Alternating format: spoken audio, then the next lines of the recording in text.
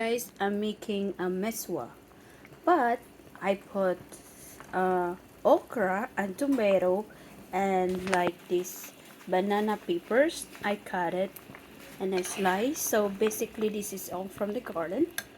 And here's my sardines right here. So para we have some vegetables. So yun, ang okra. Then I'm gonna put the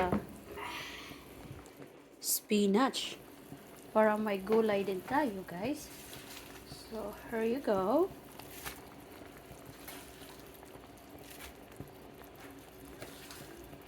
I put already a little bit of salt for this.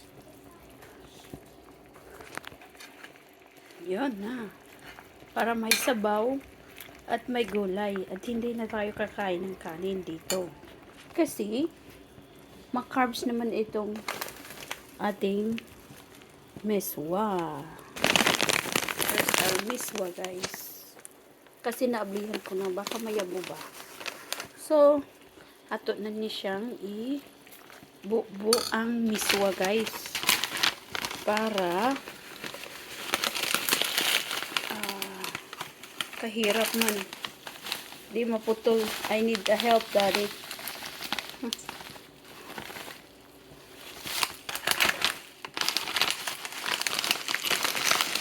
Di maputol, guys. Ewan ako naputol daan.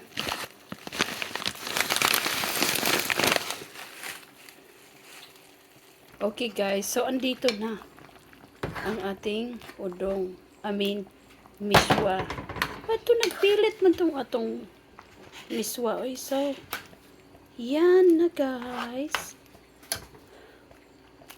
Kalain man na ning miswahan ni. Mabugto ra na sa akong tiyan, guys.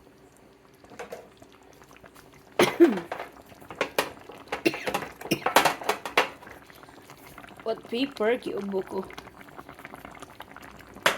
More salt a little bit.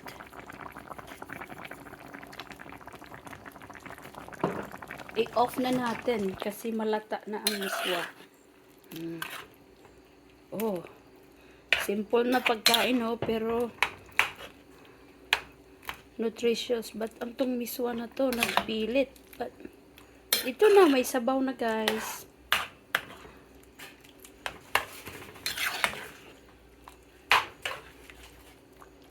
Bukon pa rin akong miswa.